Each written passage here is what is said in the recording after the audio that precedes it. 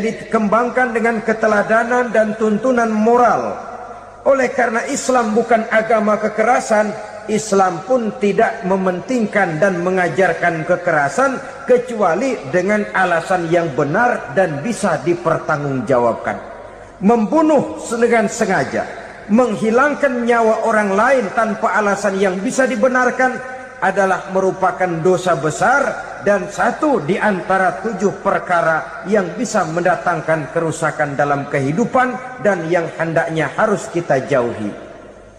Saudara-saudara kaum muslimin rahimakumullah, beberapa waktu yang lalu di sebuah kota kecil yang indah bernama New Auckland. Saudara tahu New Auckland? Tuh dari Gunung Kidul masih ngidul lagi.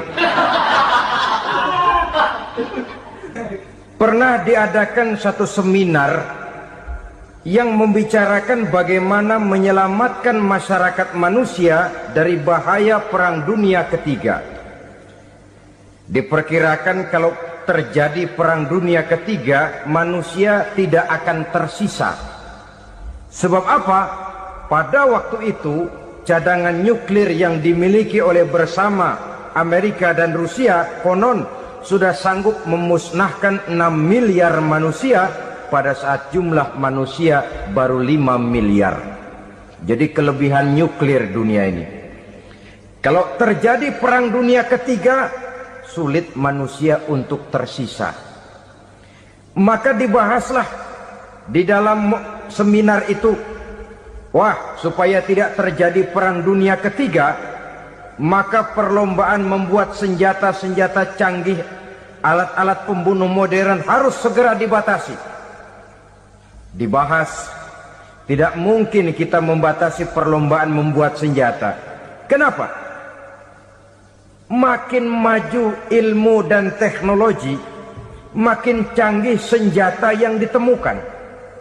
Atom sudah meningkat menjadi nuklir, nuklir sudah meningkat menjadi neutron, dan kita tahu bom yang bernama neutron ini bom yang cukup membunuh tanpa perlu merusak. Artinya kalau dia diledakkan di kota kita ini, bangunan utuh, jembatan tidak ambruk, rumah-rumah tetap berdiri, tapi semua yang bernama hidup mati. Itu katanya lebih sopan dari bom atom. Sebab kalau si atom ini sudah membunuh, merusak pula. Neutron cukup membunuh saja tanpa perlu merusak. Jadi majunya senjata-senjata teknologi sebagai akibat yang logis dari kemajuan ilmu pengetahuan ini tidak bisa kita batasi. Dan memang sebenarnya yang bahaya bukan senjatanya, tapi manusia yang mengendalikan senjata itu. Mereka kembali kepada prinsip the man behind the gun. Bukan senjatanya yang bahaya, tapi manusia yang mengendalikan senjata itu yang bahaya. Walaupun senjatanya modern, katakanlah model M16 umpamanya, kalau yang mengendalikannya orang beriman, insya Allah aman. Tapi biar megang cuma senapan angin, kalau yang megang orang brutal, ngeri kita deket-deket. Apalagi kalau memang bukan ahlinya menggunakan senjata, bisa ngeker kaki kena jidat.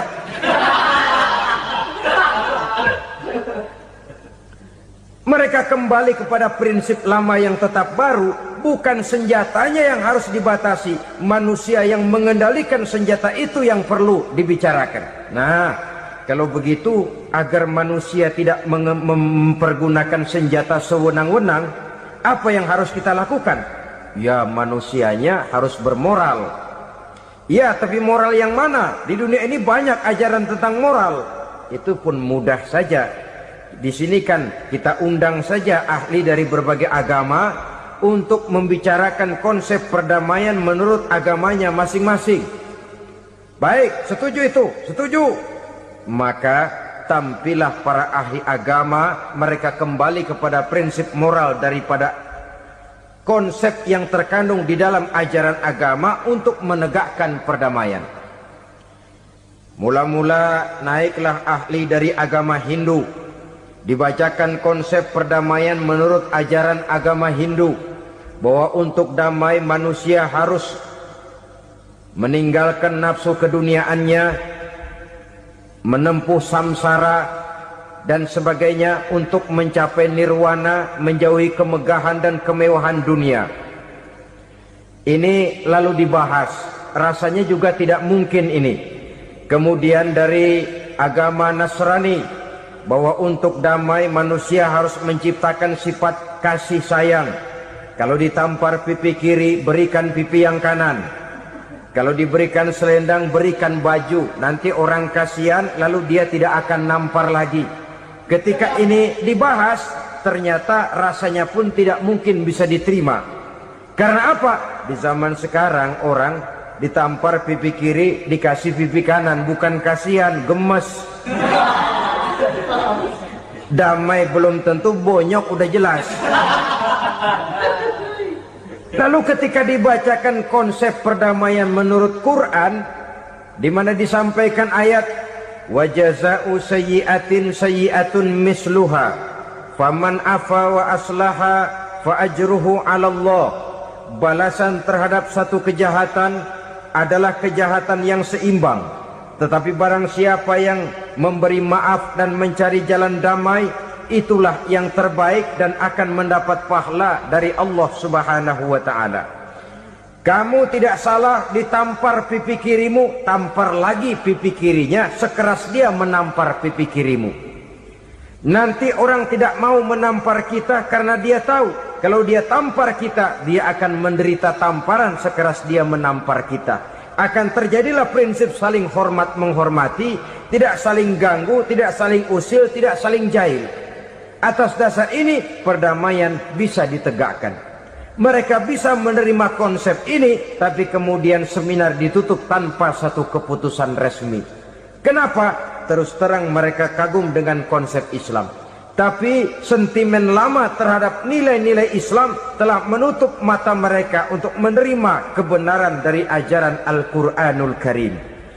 Saudara-saudara kaum muslimin rahimakumullah, kembali kita kepada persoalan pokok. Roh adalah dari Allah, dia akan kembali kepada Allah, milik mutlak dari Allah. Tidak pantas kita merampasnya dari orang lain.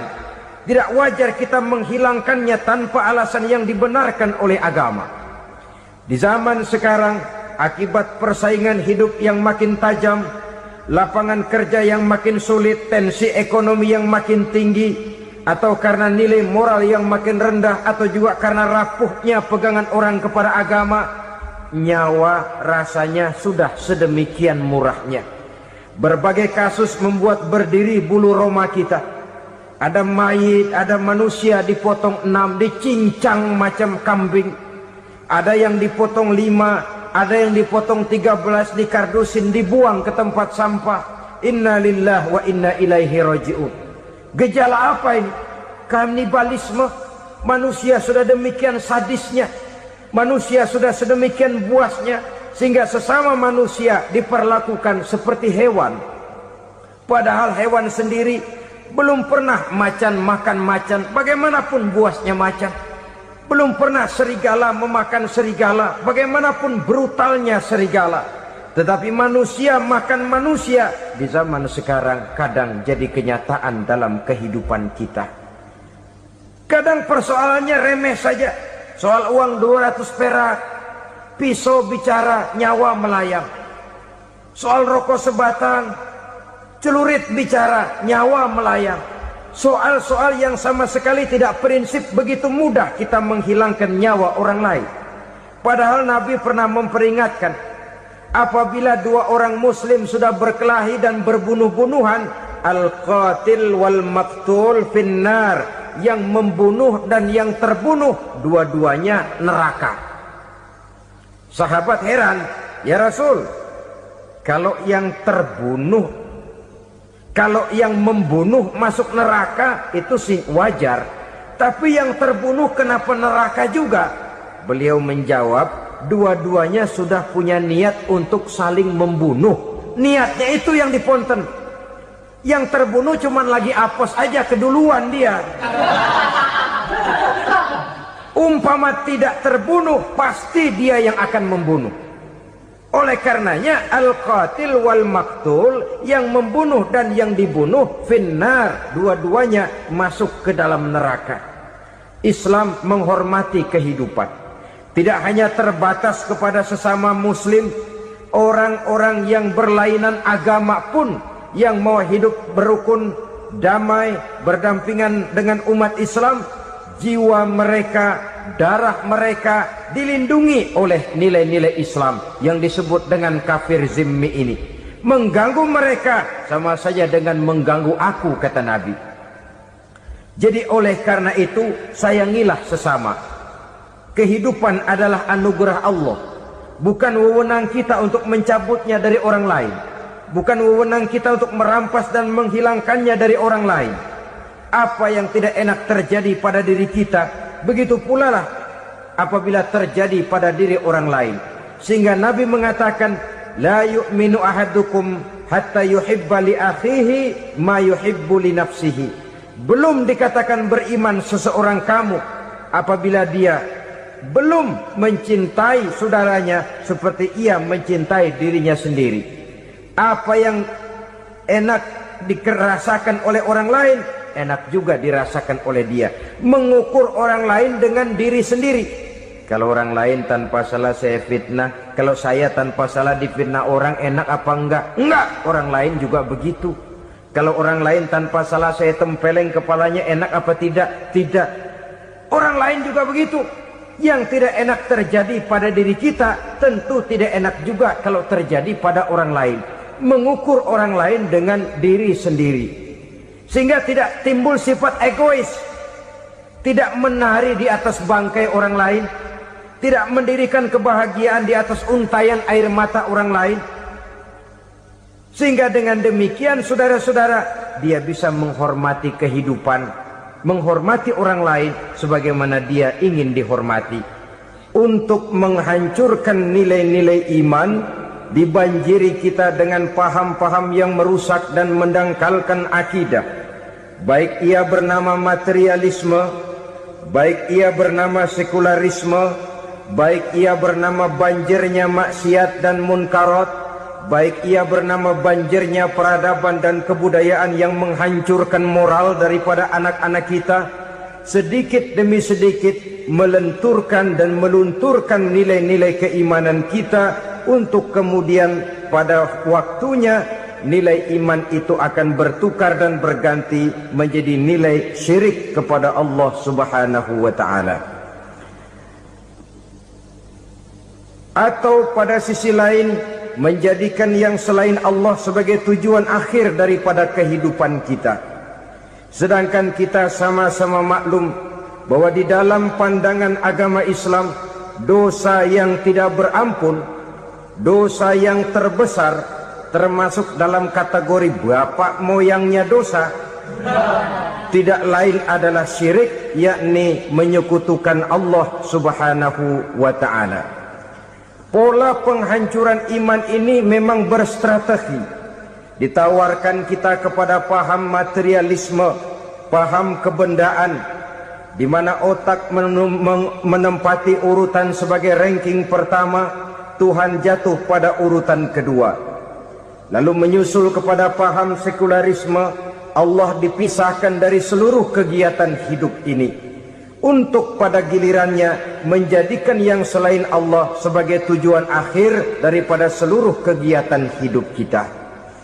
Oleh karenanya, kewajiban menjaga nilai-nilai iman ini merupakan kewajiban yang mulia tetapi berat, tidak hanya untuk kita, tetapi juga bagaimana mewariskannya kepada anak-anak kita, generasi yang akan datang.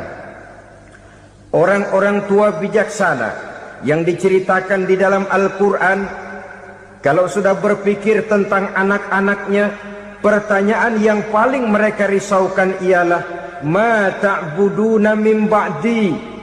Anakku, kalau pada satu saat aku, ayahmu sudah tidak ada lagi di dunia ini, meninggalkan kamu semua, ma ta'buduna min ba'di, apa yang akan kamu sembah nak? Jikalau sekarang ayahmu masih mau ke masjid, masih mau melakukan ruku' dan sujud, masih beribadah menyembah Allah Subhanahu wa ta'ala, kalau orang tuamu sudah tidak ada, ma ta'buduna min ba'di, masihkah engkau mau datang ke masjid? Masihkah engkau mau ruku' dan sujud? Masihkah engkau mau menyembah Allah Subhanahu wa ta'ala? Pertanyaan ini yang dipikirkan oleh Nabi Yakub kepada putra-putranya. Pertanyaan ini yang diteruskan oleh Nabi Ibrahim kepada anak-anaknya. Pertanyaan ini yang diwariskan oleh generasi ulama salafus saleh kepada para generasi berikutnya. Bagaimana kita generasi sekarang? Kita orang-orang tua sekarang bukan berfikir ma ta'buduna min ba'di, malah yang kita fikirkan ma ta'kuluna min ba'di. Kalau bapak tidak ada nanti kamu makan apa nak? Perkara kamu nyembah apa urusan nomor 18. Yang penting kamu nanti hidup bisa makan nak. Maka kita sibuk mewariskan harta kepada anak-anak kita. Kita sibuk mewariskan kebun dan tanah kepada anak-anak kita. Kita sibuk mewariskan pabrik kepada anak-anak kita, sementara kita lupa mewariskan intan yang paling mahal, mewariskan mutiara yang paling berharga, yaitu nilai iman kepada Allah Subhanahu wa ta'ala. Alangkah baiknya apabila warisan harta, warisan tanah dan kebun, warisan rumah dan pabrik didasari lebih dahulu dengan mewariskan nilai iman kepada Allah Subhanahu wa ta'ala. Sebagai orang-orang tua, kita boleh bersedih kalau anak kita tidak mengerti komputer. Kita boleh bersedih kalau anak kita tidak mengerti matematika. Kita boleh bersedih kalau anak kita tidak mengerti bahasa Inggris. Tapi sewajarnya lebih bersedihlah kita orang tua jikalau mempunyai anak yang tidak kenal Allah sebagai Tuhannya, yang kemudian tidak mau rukuk dan sujud kepada Allah Tuhannya. Itulah kemalangan yang paling malang bila kita meninggalkan generasi yang tidak bertauhid kepada Allah Subhanahu wa ta'ala. Betapapun anak kita tidak ngerti komputer, saudara, paling-paling kerugiannya cuma kerugian dunia. Masuk dia ke alam barzakh, munkar nakir tidak akan sempat tanya kau belajar komputer apa tidak. Kumpul dia di padang mahsyar, malaikat juga tidak akan tanya matematikamu nilainya berapa. Yang ditanya kau kenal Allah, kau rukuk dan sujud kepadanya, kau pernah datang ke masjid. Oleh karena itu sekali lagi, menjaga nilai iman tidak hanya untuk kita, tetapi juga mewariskannya kepada anak-anak kita generasi yang akan datang. Sungguh kemalangan yang paling besar apabila kita meninggalkan anak-anak kita. Mereka kita tinggalkan lemah ekonominya, itu tidak baik. Mereka kita tinggalkan lemah otaknya, itu pun akan membuat mereka tertinggal oleh yang lain. Tapi yang paling celaka, jikalau kita tinggalkan mereka dalam kondisi lemah imannya, rapuh akidahnya, tidak baik dan tidak betul keyakinan hidupnya. Oleh karena itu Nabi berpesan, jauhilah 7 perkara yang merusak. Yang pertama, syirik kepada Allah Subhanahu wa ta'ala. Menyekutukan Allah baik dalam ucapan, dalam keyakinan ataupun dalam perbuatan. Ini perkara pertama yang termasuk 7 perusak besar di dalam kehidupan. Kalau sudah jatuh kita ke lembah syirik, bagaimanapun banyak kebaikan yang kita kerjakan, berjiwa sosial, bertangan pemurah, gemar menolong orang lain, kalau memang dasarnya syirik, maka seluruh kebaikan kita akan hancur, tidak akan ada nilainya dalam pandangan Allah Subhanahu wa ta'ala. Dalam pandangan manusia, mungkin kita dicatat sebagai orang sosial, gemar menolong orang lain, tidak berpangku tangan melihat orang yang mendapat kesulitan. Tapi oleh karena dasarnya syirik, dasarnya tidak mentauhidkan Allah, maka seluruh nilai kebaikan yang kita kerjakan tidak akan ada nilainya dalam pandangan Allah Subhanahu wa ta'ala. Maka jagalah iman kita, jangan sampai dihinggapi penyakit syirik yang bagaimana kecilnya sekalipun. Sekali lagi, baik syirik dalam bentuk ucapan, syirik dalam bentuk keyakinan, sampai kepada syirik dalam bentuk perbuatan, kita berhindar kepada sifat-sifat yang sedemikian itu. Karena apa? Dalam satu ayat Quran Allah Subhanahu wa taala menjelaskan, innallaha la yaghfiru ayyushraka bih wa yaghfiru ma duna dzalika liman yasha.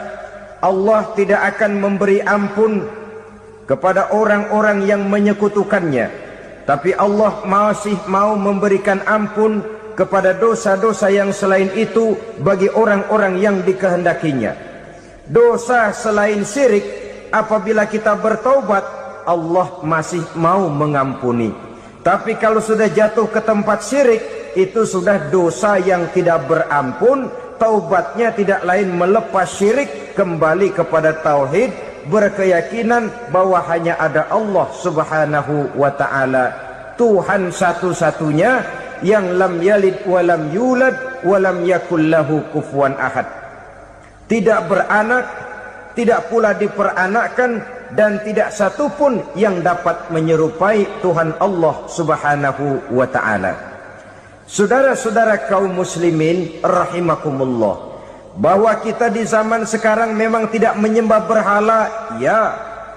Bahwa kita tidak berterang-terangan mengatakan Tuhan lebih dari satu, memang. Bahwa kita tidak berkeyakinan Tuhan itu punya anak atau diperanakkan, tentu. Tapi dalam perbuatan dan i'tiqad, kita kadang-kadang jatuh tanpa kita sadari ke tempat yang bernama syirik ini. Oleh karenanya, di zaman di mana teknologi makin canggih, di mana kemajuan pembangunan makin menjangkau berbagai aspek kehidupan, diperlukan keseimbangan antara kemajuan fisik material dengan kemajuan mental spiritual. Apabila tidak ada keseimbangan, yang terwujud tentulah kepincangan, yang diawali dengan pincangnya cara kita berpikir, sehingga pada akhirnya akan mengarah kepada pincangnya cara kita berbuat dan bertindak di dalam kehidupan kita. Oleh karena itu, Nabi berpesan, jauhilah sifat syirik, karena syirik merupakan dosa yang teramat besar. Ini sifat merusak yang pertama. Yang kedua, kata Nabi, wasihra, jauhilah sihir. Sihir ini juga termasuk perkara yang merusak kehidupan.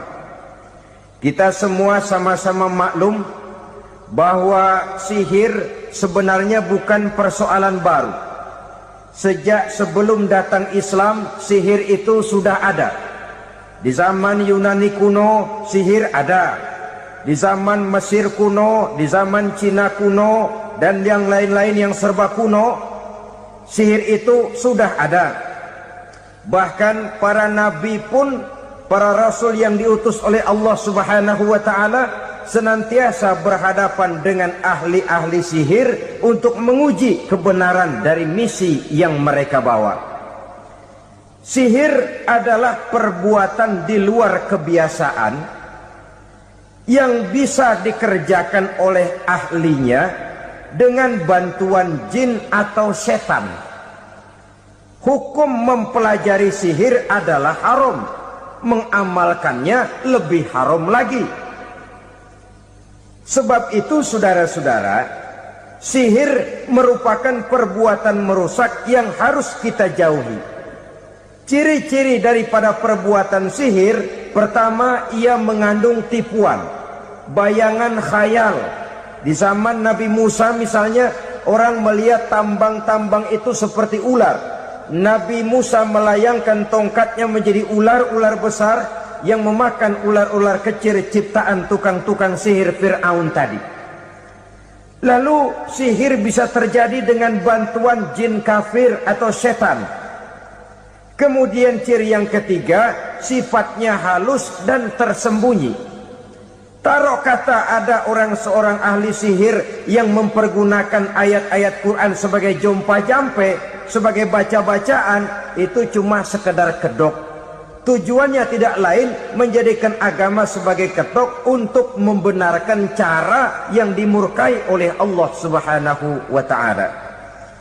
Satu hadis yang diriwayatkan oleh Imam Bazar dan Tabrani, Nabi berpesan, "Laisa minna man tatayyara lahu au takahhana au tukuhhina lahu au sahira lahu." Tidak termasuk ke dalam golonganku, kata Nabi, tidak termasuk umatku. Siapa mereka? Man tatayyara lahu, orang yang bertatoyur. Apa tatoyur itu? Dari kalimat toyaro, artinya terbang. Toir biasa diartikan dengan burung. Tatoyaro percaya kepada suara-suara burung. Man tatayyara lahu, mempercayai, meyakini dengan benar-benar kepada suara beburungan. Kan suka ada itu, nah bunyi burung tuh, maling liwat. Maling liwat, burung bunyi, maling liwat. Itu termasuk tatayyara lahu, percaya kepada suara burung. Kan aneh kalau suara orang nggak dipercaya, suara burung malah dipercaya. Ada ustadz ceramah, kiai ngaji, nggak mau didengerin, burung dengerin bener. Nah, suaranya dari sebelah mana? Belah kulon. Nah, itu tandanya ano. Habis dihitung-hitung. Itu termasuk tatayyara lahu. Au takahana, atau bertenung, au tukuhina, atau minta ditenungkan, au sahirolahu, atau melakukan perbuatan sihir atau minta disihirkan. Laisa minna, tidak termasuk ke dalam golonganku, kata Nabi. Sehingga dengan demikian saudara-saudara, menghadapi sihir dengan sihir sekalipun termasuk perbuatan yang tidak diajarkan oleh agama. Kita kan mempelajari sihir untuk jaga diri, tidak apa-apa. Yang dilarang mengamalkannya, dilarang juga mempelajarinya. Sebab orang kalau sudah mengetahui, biasanya lalu terangsang untuk mencoba. Kalau percobaannya berhasil, biasanya terangsang untuk coba lagi dan coba lagi. Pada akhirnya ketagihan, lalu beralih menjadi profesi, apalagi itu nanti bisa mendatangkan hasil uang. Saudara-saudara kaum muslimin rahimakumullah, kita manusia makhluk nyata, kita hidup di alam nyata, terikat oleh sunnatullah, causality. Oleh karenanya bagi kita keyakinan yang penuh, keikhlasan di dalam bertuhankan Allah, penyerahan diri sepenuhnya hanya kepadanya, itu sudah merupakan obat penangkal yang sangat ampuh agar kita tidak terkena penyakit-penyakit yang dibuat oleh setan dan para pembantunya. Sehingga beberapa ayat Quran mengajarkan, misalnya a'udzu bikalimatillahi tammati min syarri ma khalaq, atau bismillazi la yadurru ma'asmihi syai'un fil ardi wala fis sama, dengan menyebut nama Allah yang tidak bisa mendatangkan bahaya sedikit pun, dari baik yang datang dari langit maupun yang datang dari bumi. Jiwa yang kosong dari keyakinan yang penuh kepada Allah, jiwa yang penuh was-was dan ragu-ragu, itu yang mudah terserang oleh penyakit-penyakit yang dikerjakan oleh para tukang-tukang sihir, yaitu oleh setan dan seluruh para pembantunya. Kemudian hadis kedua yang diriwayatkan oleh Imam Ibnu Hibban, Nabi bersabda, la yadkhulul jannata mudminu khamrin wala mu'minu bisihrin wala qati'u rahmin. Tidak masuk surga. Ini Nabi yang bilang, tidak masuk surga. Siapa itu? Pertama, mudminu khamrin, orang yang berkekalan dalam mabuk. Selalu mudminun itu sudah menjadi perbuatan rutinnya, tidak kapok-kapoknya, teler seumur hidup. Mudminu khamrin, tidak masuk surga orang yang selalu bermabuk-mabukan. Yang kedua, wala mu'minu bisihrin, orang mukmin tapi main sihir. Ini juga oleh Nabi diperingatkan, tidak akan masuk surga orang mukmin tapi suka main sihir. Wala qati'ur rahmin, dan tidak juga orang yang memutuskan silaturahmi. 3 macam manusia yang diperingatkan Nabi tidak akan masuk surga: orang yang selalu mabuk, orang mukmin yang main sihir, dan orang yang memutuskan silaturahmi. Saudara-saudara kaum muslimin rahimakumullah. Lalu orang berkata, kenapa dilarang kita bersihir? Padahal Rasul sendiri kan punya mukjizat. Nah, kita memang harus membedakan antara mukjizat dengan sihir. Dalam kehidupan agama kita kenal ada yang namanya mukjizat, ada yang namanya karomah atau keramat biasa diucapkan, ada yang namanya maunah, ada yang namanya irhas, ada juga yang namanya sihir. Kesemuanya ini berbeda, saudara-saudara. Yang dinamakan mukjizat itu khusus untuk para rasul saja. Satu kejadian luar biasa yang terjadi dilakukan oleh rasul atas izin dari Allah Subhanahu wa taala. Perbedaannya dengan sihir jelas. Sihir dari setan, mukjizat dari Allah. Sihir bisa dipelajari, mukjizat tidak. Sihir umumnya untuk maksud-maksud yang tidak baik, sedangkan mukjizat untuk memperkuat kebenaran yang disampaikan oleh para rasul dan ditentang oleh umatnya. Bahkan kafir Quraisy dahulu menganggap orang-orang ahli sihir itu berada dalam satu posisi yang hina, sehingga mereka mengatakan Nabi Muhammad dan menuduh Nabi Muhammad sebagai tukang sihir. Tuduhan sebagai tukang sihir adalah tuduhan yang sangat aib dan hina. Di tengah masyarakat kufar jahiliyah, kedudukan tukang sihir dipandang sebagai kedudukan yang hina, sehingga mereka mengejek Nabi dengan sebutan tukang sihir. Jadi mukjizat hanya untuk Rasul saja. Kemudian karomah.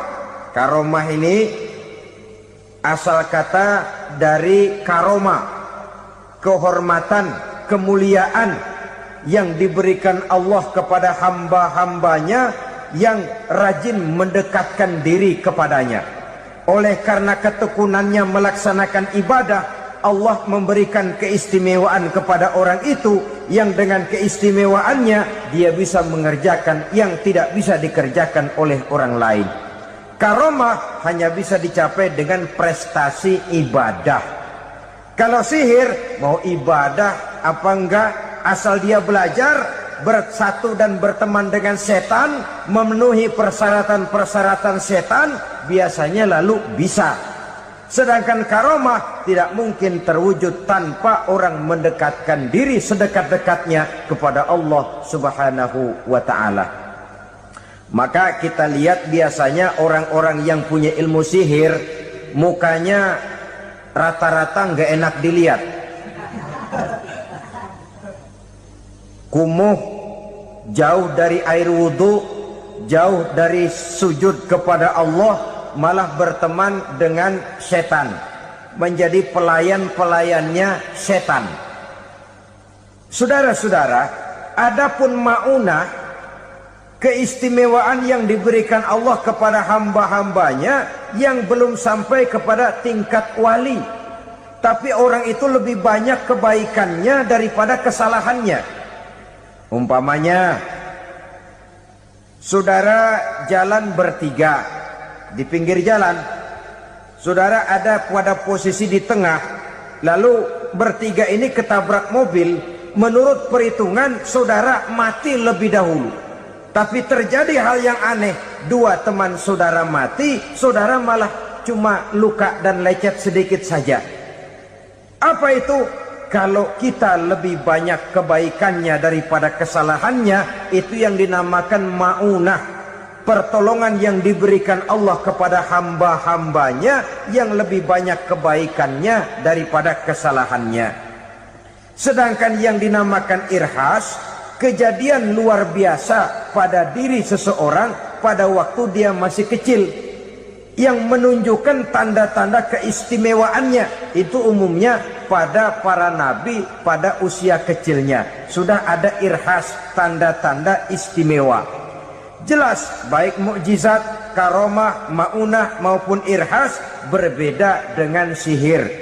Sihir ini jelas saja merupakan bantuan dan persekutuan antara manusia dengan setan. Padahal setan, kata Allah dalam Al-Quran, innahu lakum aduwwum mubin, sesungguhnya setan bagi kamu adalah musuh yang sangat jelas. Saudara-saudara kaum muslimin rahimakumullah, di zaman sekarang dalam menghadapi beban kehidupan yang makin pelik, menghadapi stres yang tidak kunjung selesai, menghadapi persoalan-persoalan yang teramat berat, orang sering mencari jalan keluar kepada hal-hal yang menurut pendapatnya bisa meringankan beban moralnya itu. Pergilah dia mencari sesuatu yang dapat meringankan bebannya. Dan tidak jarang yang jatuh ke pangkuan tukang-tukang tenung, ke pangkuan tukang-tukang sihir, yang mereka itu oleh Quran dijelaskan kadzabal munajjimun walau sodaku. Tukang-tukang tenung, tukang-tukang sihir, mereka itu bohong walaupun benar. Maksudnya bohong walaupun benar, artinya kalau yang mereka kerjakan benar, itu sih kebenaran. Benar dengan kebenaran itu lain. Kebenaran, kebetulan bisa, tapi tidak untuk selalu. Apalagi kalau itu sudah membahayakan kehidupan orang lain. Jadi oleh karena itu Nabi berpesan, jauhilah daripada sihir. Kalau sudah jauhilah dari sihir, artinya ya jauhilah daripada mempelajarinya, jauhilah daripada bergaul dengan orang-orang yang ahli di bidang itu, karena dari pergaulan segalanya bisa menular. Baiklah saudara, ini yang kedua. Yang ketiga pesan Nabi, wa qatlan nafsil lati harramallahu illa bil haq, membunuh orang lain dengan cara yang tidak benar, membunuh orang yang diharamkan oleh Allah Subhanahu wa taala untuk melakukannya kecuali dengan alasan yang benar. Kita tahu Islam adalah agama damai, sesuai dengan namanya. Ia tidak dikembangkan dengan pedang dan kekerasan. Ia dikembangkan dengan keteladanan dan tuntunan moral. Oleh karena Islam bukan agama kekerasan, Islam pun tidak mementingkan dan mengajarkan kekerasan kecuali dengan alasan yang benar dan bisa dipertanggungjawabkan. Membunuh dengan sengaja, menghilangkan nyawa orang lain tanpa alasan yang bisa dibenarkan adalah merupakan dosa besar dan satu di antara 7 perkara yang bisa mendatangkan kerusakan dalam kehidupan dan yang hendaknya harus kita jauhi. Saudara-saudara kaum muslimin rahimakumullah, beberapa waktu yang lalu di sebuah kota kecil yang indah bernama New Auckland. Saudara tahu New Auckland? Tuh dari Gunung Kidul masih ngidul lagi. Pernah diadakan satu seminar yang membicarakan bagaimana menyelamatkan masyarakat manusia dari bahaya Perang Dunia Ketiga.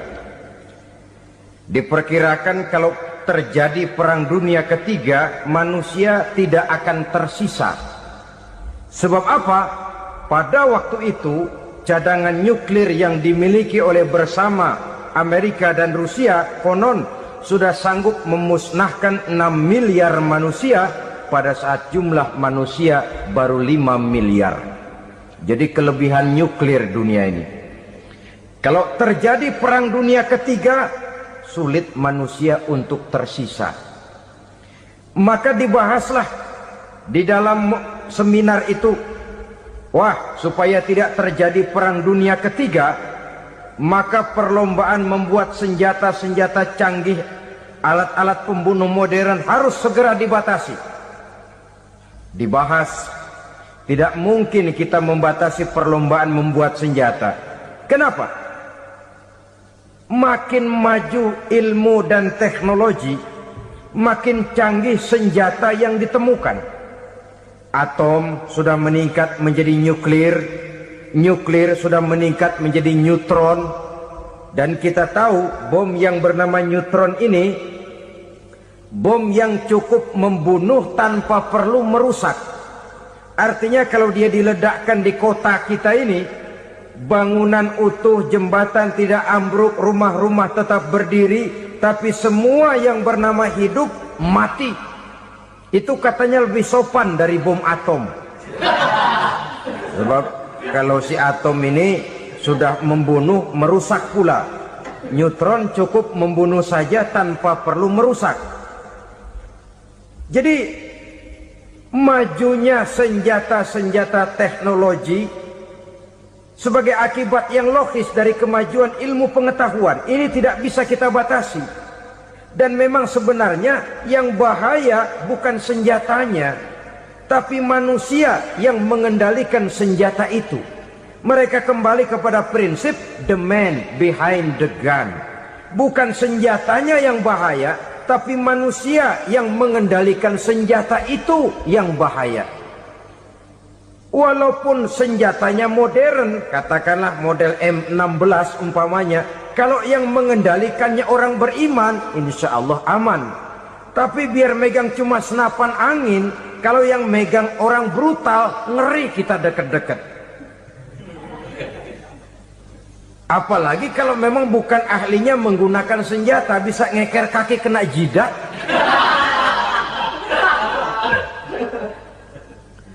Mereka kembali kepada prinsip lama yang tetap baru, bukan senjatanya yang harus dibatasi, manusia yang mengendalikan senjata itu yang perlu dibicarakan. Nah, kalau begitu, agar manusia tidak mempergunakan senjata sewenang-wenang, apa yang harus kita lakukan?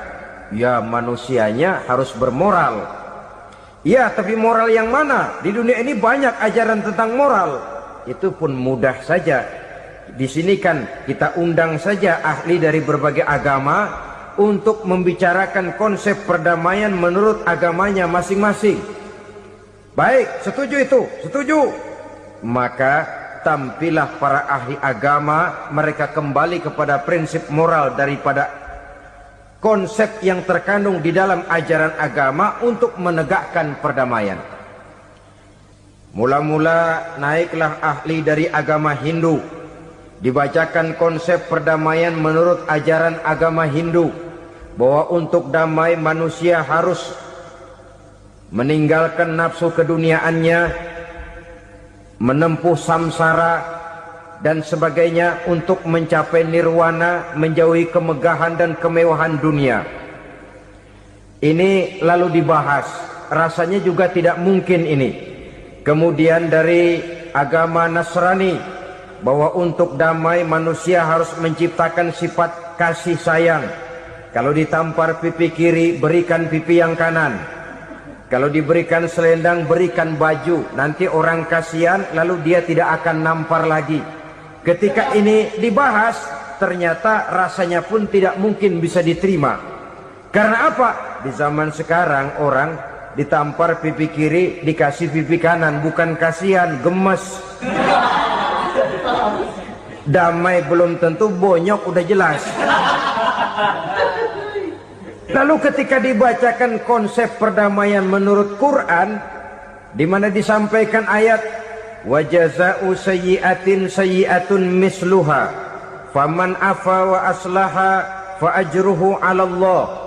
Balasan terhadap satu kejahatan adalah kejahatan yang seimbang, tetapi barang siapa yang memberi maaf dan mencari jalan damai, itulah yang terbaik dan akan mendapat pahala dari Allah Subhanahu wa ta'ala. Kamu tidak salah ditampar pipi kirimu, tampar lagi pipi kirinya sekeras dia menampar pipi kirimu. Nanti orang tidak mau menampar kita karena dia tahu kalau dia tampar kita, dia akan menderita tamparan sekeras dia menampar kita. Akan terjadilah prinsip saling hormat menghormati, tidak saling ganggu, tidak saling usil, tidak saling jahil. Atas dasar ini perdamaian bisa ditegakkan. Mereka bisa menerima konsep ini, tapi kemudian seminar ditutup tanpa satu keputusan resmi. Kenapa? Terus terang mereka kagum dengan konsep Islam, tapi sentimen lama terhadap nilai-nilai Islam telah menutup mata mereka untuk menerima kebenaran dari ajaran Al-Quranul Karim. Saudara-saudara kaum muslimin rahimakumullah, kembali kita kepada persoalan pokok. Roh adalah dari Allah. Dia akan kembali kepada Allah, milik mutlak dari Allah. Tidak pantas kita merampasnya dari orang lain. Tidak wajar kita menghilangkannya tanpa alasan yang dibenarkan oleh agama. Di zaman sekarang, akibat persaingan hidup yang makin tajam, lapangan kerja yang makin sulit, tensi ekonomi yang makin tinggi, atau karena nilai moral yang makin rendah, atau juga karena rapuhnya pegangan orang kepada agama, nyawa rasanya sudah sedemikian murahnya. Berbagai kasus membuat berdiri bulu roma kita. Ada mayit, ada manusia dipotong 6, dicincang macam kambing. Ada yang dipotong 5, ada yang dipotong 13, dikardusin, dibuang ke tempat sampah. Inna lillahi wa inna ilaihi raji'un. Gejala apa ini? Kanibalisme. Manusia sudah demikian sadisnya, manusia sudah sedemikian buasnya, sehingga sesama manusia diperlakukan seperti hewan. Padahal hewan sendiri belum pernah macan makan macan, bagaimanapun buasnya macan. Belum pernah serigala memakan serigala, bagaimanapun brutalnya serigala. Tetapi manusia makan manusia di zaman sekarang kadang jadi kenyataan dalam kehidupan kita. Kadang persoalannya remeh saja. Soal uang 200 perak, pisau bicara, nyawa melayang. Soal rokok sebatang, celurit bicara, nyawa melayang. Soal-soal yang sama sekali tidak prinsip, begitu mudah kita menghilangkan nyawa orang lain. Padahal Nabi pernah memperingatkan, apabila dua orang muslim sudah berkelahi dan berbunuh-bunuhan, al-qatil wal maqtul finnar, yang membunuh dan yang terbunuh dua-duanya neraka. Subhanallah, sangat luar biasa kajian yang sudah disampaikan oleh guru kita Al-Mafrullah Kiai Haji Zainuddin MZ. Sahabat beriman yang dimuliakan Allah, tetaplah di channel ini karena kajian ini belum selesai, karena masih banyak lagi hal-hal menarik yang akan disampaikan oleh beliau. Tetaplah di channel ini dan mari kita lanjutkan kembali. Selamat mendengarkan. Sahabat heran, ya Rasul, kalau yang terbunuh, kalau yang membunuh masuk neraka itu sih wajar, tapi yang terbunuh kenapa neraka juga? Beliau menjawab, dua-duanya sudah punya niat untuk saling membunuh. Niatnya itu yang diponten. Yang terbunuh cuman lagi apes aja, keduluan dia. Umpama tidak terbunuh, pasti dia yang akan membunuh. Oleh karenanya al-qatil wal maktul, yang membunuh dan yang dibunuh finnar, dua-duanya masuk ke dalam neraka. Islam menghormati kehidupan, tidak hanya terbatas kepada sesama muslim, orang-orang yang berlainan agama pun yang mau hidup berukun, damai, berdampingan dengan umat Islam, jiwa mereka, darah mereka dilindungi oleh nilai-nilai Islam yang disebut dengan kafir zimmi ini. Mengganggu mereka sama saja dengan mengganggu aku, kata Nabi. Jadi oleh karena itu, sayangilah sesama. Kehidupan adalah anugerah Allah, bukan wewenang kita untuk mencabutnya dari orang lain, bukan wewenang kita untuk merampas dan menghilangkannya dari orang lain. Apa yang tidak enak terjadi pada diri kita, begitu pula lah apabila terjadi pada diri orang lain. Sehingga Nabi mengatakan, la yu'minu ahadukum hatta yuhibba li akhihi ma yuhibbu li nafsihi. Belum dikatakan beriman seseorang kamu apabila dia belum mencintai saudaranya seperti ia mencintai dirinya sendiri. Apa yang enak dirasakan oleh orang lain, enak juga dirasakan oleh dia. Mengukur orang lain dengan diri sendiri. Kalau orang lain tanpa salah saya fitnah, kalau saya tanpa salah difitnah orang, enak apa enggak? Enggak, orang lain juga begitu. Kalau orang lain tanpa salah saya tempeleng kepalanya, enak apa tidak? Tidak. Orang lain juga begitu. Yang tidak enak terjadi pada diri kita, tentu tidak enak juga kalau terjadi pada orang lain. Mengukur orang lain dengan diri sendiri, sehingga tidak timbul sifat egois, tidak menari di atas bangkai orang lain, tidak mendirikan kebahagiaan di atas untayan air mata orang lain. Sehingga dengan demikian saudara-saudara, dia bisa menghormati kehidupan, menghormati orang lain sebagaimana dia ingin dihormati. Inilah perbuatan ketiga yang merusak, membunuh orang lain dengan yang diharamkan Allah tanpa alasan yang benar. Yang ketiga. Kemudian yang keempat, perbuatan merusak wa aklar riba, makan riba. Hidup adalah tolong menolong. Bahasa kerennya take and give katanya. Saling memberi dan saling menerima. Nabi mengajarkan man kuraba kurbatan min kurabid dunia karaballahu lahu kurbatan min kurabi yaumal qiyamah wallahu fi aunil abdi madamal abdu fi auni akhihi. Siapa yang meringankan beban dari beban-beban yang dirita seseorang di dalam kehidupan dunia, Allah akan meringankan bebannya daripada beban-beban yang harus dipikulnya di hari kiamat nanti. Wallahu fi aunil abdi madamal abdu fi auni akhihi. Allah senantiasa akan menolong seorang hamba selama hamba itu masih mau menolong saudaranya. Allah selalu akan menolong seorang hamba selama hamba itu masih mau menolong saudaranya. Apabila kita sudah berpangku tangan terhadap kesulitan orang lain, biasanya pun pada saat kita mendapat kesulitan, kita akan sulit juga memperoleh pertolongan. Nah, riba alias renten, kedoknya adalah menolong orang, tapi sama juga bulu buntutnya dilepas, palanya dicekek. Menolong orang pada akhirnya menjadi beban bagi seseorang. Dan memang mencari orang-orang yang berada dalam posisi kesulitan. Biasanya di daerah-daerah di mana musim paceklik jadi lapangan kerja sulit, sedangkan urusan perut tidak bisa ditunda, akhirnya orang terjebak ke dalam rentenir, ke dalam riba, ke dalam renten. Bunga berbunga, sehingga satu saat jumlah bunganya bisa lebih besar dari jumlah pinjaman pokoknya.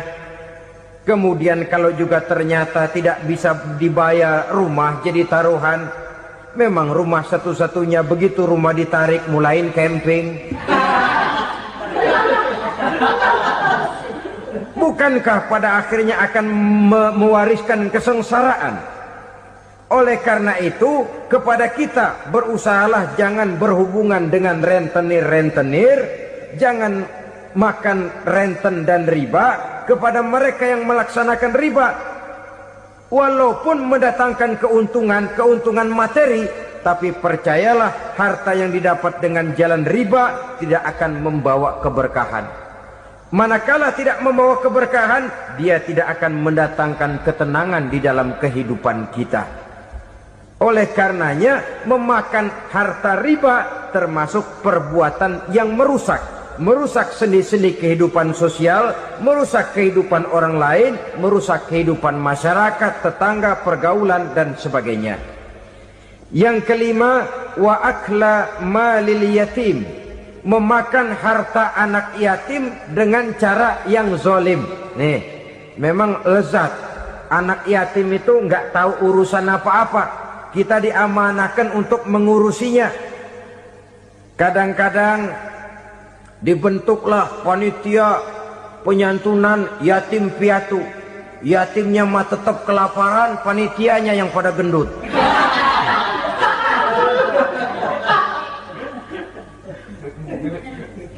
Padahal memakan harta anak yatim termasuk perbuatan dosa besar, dan menjantuni yatim merupakan perbuatan mulia. Nabi mengatakan, ana wa kafilul yatim kahataini yaumal qiyamah. Aku dan orang-orang yang menyantuni anak yatim seperti dua jari ini pada hari kiamat nanti. Dekat sekali. Jikalau ingin di hari akhir nanti dekat dengan Rasul, bersahabatlah dengan anak-anak yatim. Jadilah pengurus anak-anak yatim. Bangunlah panti-panti asuhan yatim. Pada saat bapak ibunya meninggal, kitalah yang menjadi orang tuanya.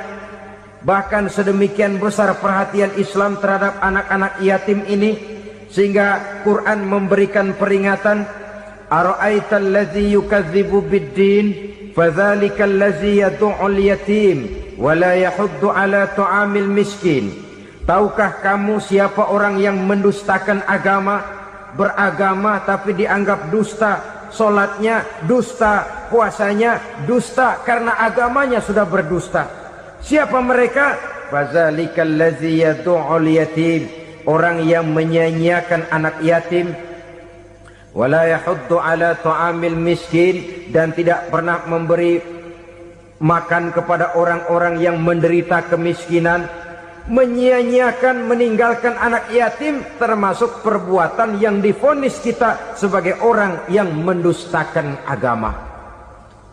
Saudara-saudara kaum muslimin rahimakumullah, maka sangat dicela mengeksploitir anak-anak yatim, menjadikan mereka sebagai kedok untuk mencari kekayaan pribadi. Tetapi jikalau ikhlas, ganjarannya sangat besar, nilai pahalanya sangat besar. Menyantuni yatim tidak hanya setahun sekali. Kalau Muharram pakai istilah lebaran yatim, dibentuklah panitia, diberilah beras, uang 45.000 rupiah, alhamdulillah. Tapi jangan lupa, si yatim tidak hidup cuma satu hari. Dia tidak hidup cuma di bulan Muharram saja. Dia hidup 12 bulan dalam setahun. Sebagaimana anak-anak yang lain, dia juga berhak punya masa depan. Dia juga berhak menikmati bangku sekolah. Dia berhak mengenyam arti dan makna pendidikan. Dia berhak membekali diri dengan ilmu dan pengetahuan, seperti halnya anak-anak yang lain. Maka kita yang diberikan keluasan oleh Allah, ingatlah itu, bersahabatlah dengan anak-anak yatim, santuni mereka. Perkara setahun sekali di bulan Muharram, alhamdulillah, itu bagus, bin Thayyib alias baik. Tapi tentu dan tentu sekali lagi, si yatim tidak hanya hidup di bulan Muharram. Dia hidup 12 bulan dalam setahun, 24 jam di dalam sehari. Oleh karenanya, menyia-nyiakan mereka pada saat posisi kita memang mampu akan memojokkan kita dalam satu posisi di mana kita dianggap sebagai orang yang mendustakan agama, memakan harta anak yatim dengan cara yang zolim. Bapaknya udah meninggal, kebunnya lebar, anaknya dikelecehin. Nah, dah kamu nggak usah pusing, nanti saya yang ngurus. Akhirnya bukan ngurus, nguras. Si yatim mungkin tidak tahu bahwa dia disia-siakan, haknya diambil, miliknya dizalimi. Tapi Allah yang akan membalasnya dengan seadil-adilnya. Maka makan harta anak yatim biasanya balasannya tokcer bin paten. Nggak banyak selang tempo itu, nggak percaya cobain dah. Nyobain aja kan nggak bayar, umpama memakan harta anak yatim dengan cara yang zolim, ganjarannya biasanya kontan. Kenapa? Ratapan si miskin, untayan air matanya, jeritan kepedihan hatinya, membuka pintu langit, permohonannya diijabah, getaran hatinya didengarkan oleh Allah, maka balasannya biasanya kontan, spontan, tidak menunggu waktu terlalu lama. Itu di dunia, belum lagi di akhirat nanti. Bukankah dalam riwayat Mi'raj diceritakan Nabi melihat di neraka itu orang perutnya sebesar rumah. La haula wala quwata. Itu perut kayak rumah, bagaimana jalannya tuh orang? Dan memang gak jalan, diseret-seret oleh malaikat di neraka itu. Hancur perutnya, amburadul itu perut. Berantakan isinya, dibulatkan lagi, diseret lagi, hancur lagi, dibulatkan lagi. Sampai Nabi tanya, orang itu begitu berat siksanya kenapa ya Jibril? Itu Muhammad, waktu di dunia dulu rakus banget makan harta anak yatim. Begitu vonisnya, begitu menyedihkan nasibnya di akhirat. Tapi di dunia pun ketidakberkahan itu sudah membayangi kehidupannya. Oleh karena itu, kepada saudara-saudara yang mendapat titipan anak yatim, berbahagialah, karena semulia-mulia rumah adalah rumah yang di dalamnya ada anak yatim yang disantuni. Sehina-hina rumah adalah rumah di mana di dalamnya ada anak yatim yang disia-siakan. Begitu kata Nabi kita. Rumah yang paling mulia dalam pandangan Allah, rumah yang di dalamnya ada anak yatim yang disantuni. Rumah yang paling hina dalam pandangan Allah, rumah yang di dalamnya ada anak yatim yang nasibnya disia-siakan. Berbahagialah saudara apabila menjadi penyantun anak-anak yatim, pelindung mereka, sehingga mereka mempunyai masa depan sebagaimana anak-anak lainnya.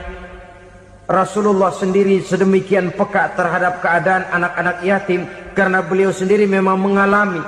Umur 6 bulan dalam kandungan ibu, beliau sudah ditinggalkan oleh ayahnya. Pada saat berusia 6 tahun, ibu sudah meninggal. Yatim piatu dalam usia di mana beliau sedang perlu belas kasih seorang ibu dan pengertian seorang bapa. Kepekaan itu lalu timbul, bahkan kemudian sampai kepada beliau berkata, aku dan orang yang menyantuni anak yatim seperti jari tengah dan jari telunjuk di hari akhirat nanti. Sedemikian dekatnya. Baiklah ya, jadi yang kelima, memakan harta anak yatim. Jauhi, karena ini perbuatan yang merusak. Yang keenam, watawalli yaumaz zahfi, melarikan diri pada hari pertempuran. Apa ini? Khianat. Tidak konsekuen dengan konsep perjuangan. Pada mulanya keras benar teriak, berantas korupsi, ganyang korupsi. Cuma karena belum dapat giliran. Begitu dia naik dapat kesempatan, korupsinya lebih edan dari yang diteriakinya. Ini termasuk tawalli yaumaz zahfi, berpaling pada hari peperangan. Di saat menghadapi musuh, kalau belum kelihatan musuh, teriaknya nyaring bener. Jangan takut, demi kebenaran sampai titik darah yang paling penghabisan. Musuh belum kelihatan. Begitu musuh sudah kelihatan, paling dulu lari ke belakang. Kalau diajak berjuang ada saja alasannya. Sehingga Quran memberikan peringatan kepada kita semua. Mengapa kamu ini berat? Kalau sudah diajak berjuang di jalan Allah, kakimu seperti terhunjam berakar di perut bumi.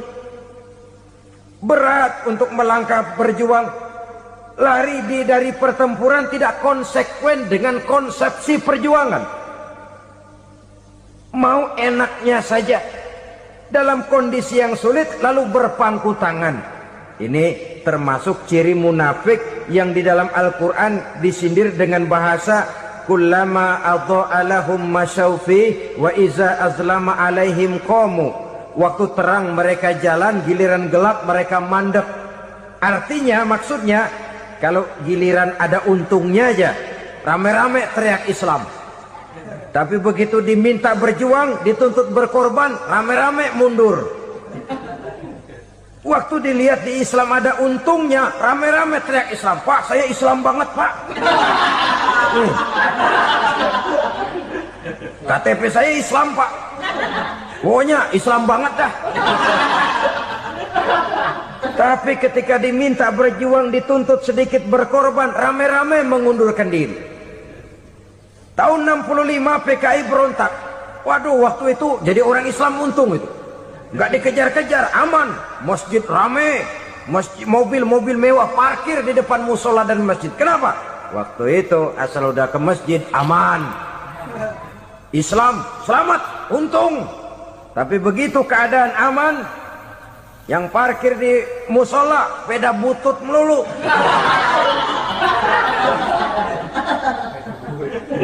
Waktu terang mereka jalan, waktu gelap mereka berhenti. Dikala di Islam ada untungnya, baru wah Islam bagus, Islam hebat. Tapi waktu dilihat ada kerugian, jangan bawa-bawa Islam dah. Jangan bicara soal Islam, ini kan bukan soal agama. Bukan soal agama. La haula wa la quwata illa billah.